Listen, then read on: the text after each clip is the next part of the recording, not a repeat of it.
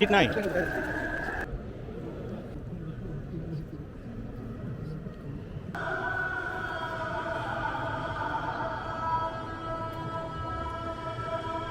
আসসালামু আলাইকুম বন্ধুরা, আজকে আমি ইস্তাম্বুলে আছি এবং আজকে আমি ইস্তাম্বুলে ঐতিহাসিক একটি মসজিদ যেটাকে বলা হয় হায়া সোফিয়া, সেই মসজিদে জুম্মার নামাজ পড়ব বলে বের হয়েছি।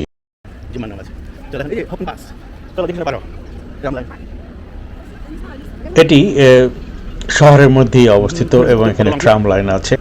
এই মসজিদটি প্রায় 1000 বছর খ্রিস্টানদের গির্জা হিসাবে ব্যবহৃত হয়েছে এবং প্রায় 500 বছর মসজিদ হিসাবে ব্যবহৃত হয়েছে।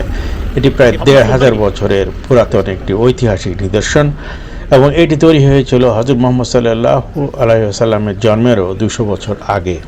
সুতরাং এটি কত পুরাতন সেটি সহজেই অনুধাবন করা যায়। হায়া সোফিয়ার মানে হচ্ছে পবিত্র জ্ঞান।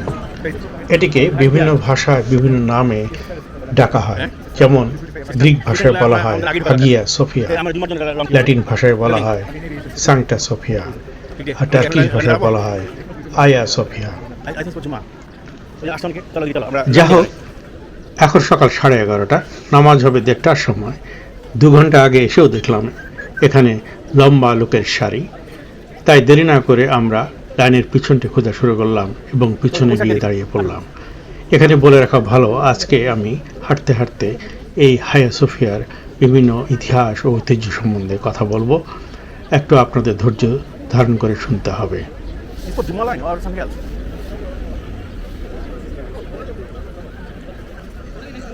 করব।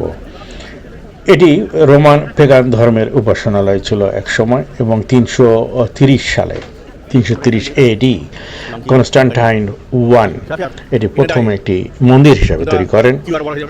তারপরে এটিকে আরও পরিবর্তন করে বিশাল আকৃতি দেয় 360 এডিতে কনস্টান্টিয়াস II এটিকে রিবিল্ড।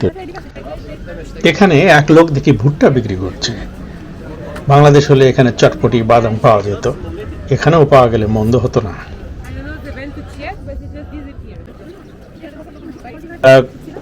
এটি তৈরি করার পর, যেহেতু এটা কাঠের তৈরি ছিল, এক সময় 404 সালে একটি ভয়াবহ রায়ট হয় এবং এটি পুড়িয়ে দেওয়া হয়।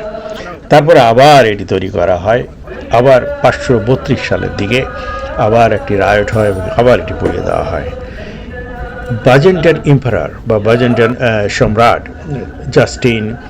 জাস্টিনিয়ান I এটাকে আবার তৈরি করেন। এটির নাম আগে ছিল কনস্টান্টিনোপল এবং এটা রোমান সাম্রাজ্যের এটা রাজধানী ছিল। প্রচণ্ড গরম দেখা যাচ্ছে, অনেকের মাথা ঢেকে আছে, আমরাও মাথায় টুপি দিয়ে আছি বা ছাতা দিয়ে আছি এবং প্রায় গেটের কাছে আমরা চলে এসেছি। এখানে ঢোকার সময় একটা কঠিন সিকিউরিটি চেকের মধ্য দিয়ে যাওয়া লাগলো এবং আমাদের সমস্ত ব্যাগ এবং দেহ তল্লাশি করা হলো। যাক, বাইজেন্টাইন সাম্রাজ্য এটি 1453 সাল পর্যন্ত ছিল এবং অটোমান সাম্রাজ্য বা ওসমানীয় সভ্যতা শুরু হয় 1453 সাল।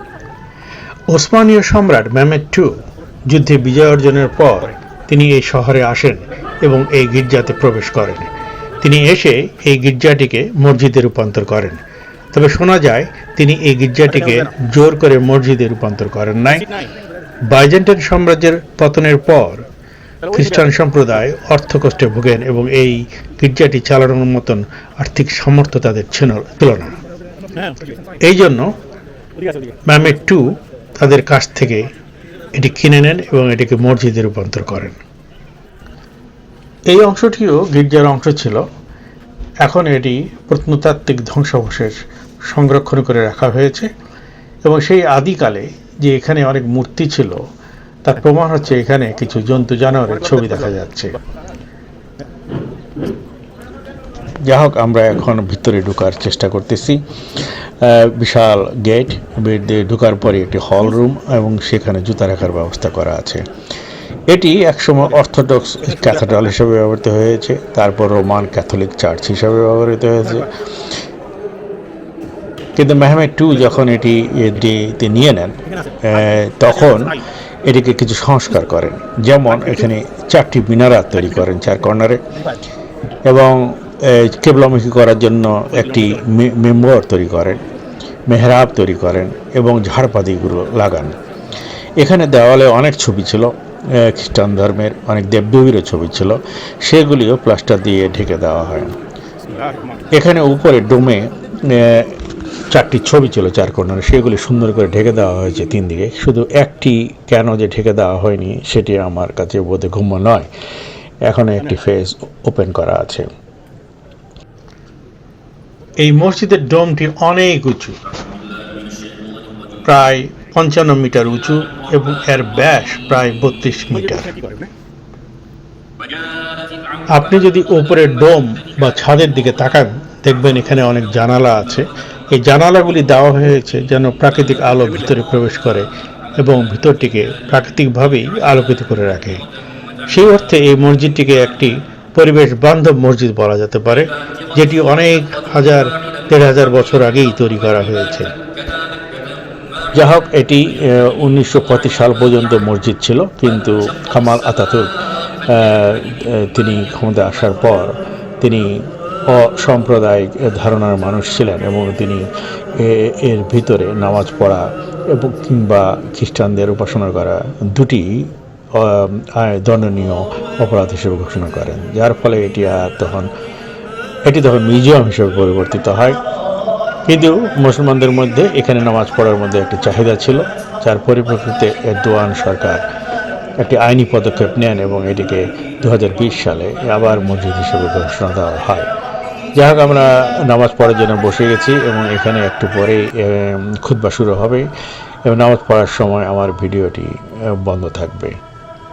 এখানে চারিদিকের যে কারুকাজ আছে, যে স্থাপত্য শৈলী আছে, সেটি আমাকে অভিভূত করেছে এবং এই যে অ্যারাবিক ক্যালিগ্রাফিগুলি খুবই সুন্দর এবং মেহরাব মিম্বারগুলিতে আমাদের কোরআন শরীফের আয়াতগুলি সুন্দর করে লেখা আছে। এটি খুবই দর্শনীয় একটি স্থান।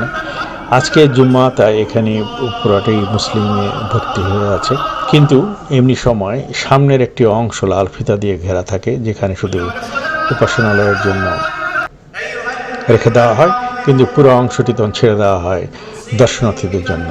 এবং এখানে মুসলিম অমুসলিম অসংখ্য দর্শনার্থীর ভিড় থাকে এমনি সময়ে। এখানে ঢোকার জন্য যদি একটা ড্রেস কোড আছে, যেমন অমুসলিমদের জন্য যদি তাদের পোশাকগুলি ইসলামিক না হয়, যেমন স্কার্ট বা অন্য জাতীয় পোশাক পরে থাকে মেয়েরা, তাদের জন্য এক ধরনের কাপড় সরবরাহ করা হয়, চাদর। তারা নিচেটা জড়িয়ে নেন, নিচেটা মাথায় একটি কাপড় স্কার্ফের মতো দিয়ে দেন এবং তারা তখন ভিতরে প্রবেশ করেন। যাই হোক, নামাজ পড়লাম, খুব ভালো লাগলো, একটু ভালো একটি অনুভূতি হলো। একটি পুরাতন মসজিদে, একটি বিশ্বের একটি প্রাচীনতম মসজিদে নামাজ পড়ার সৌভাগ্য হলো।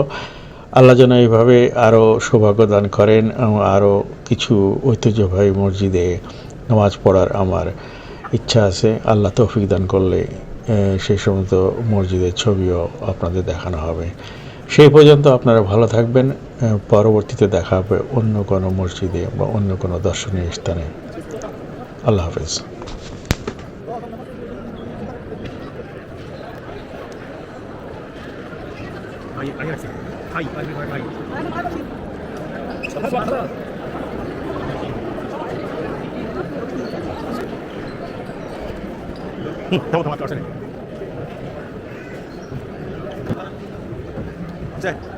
चलो नहीं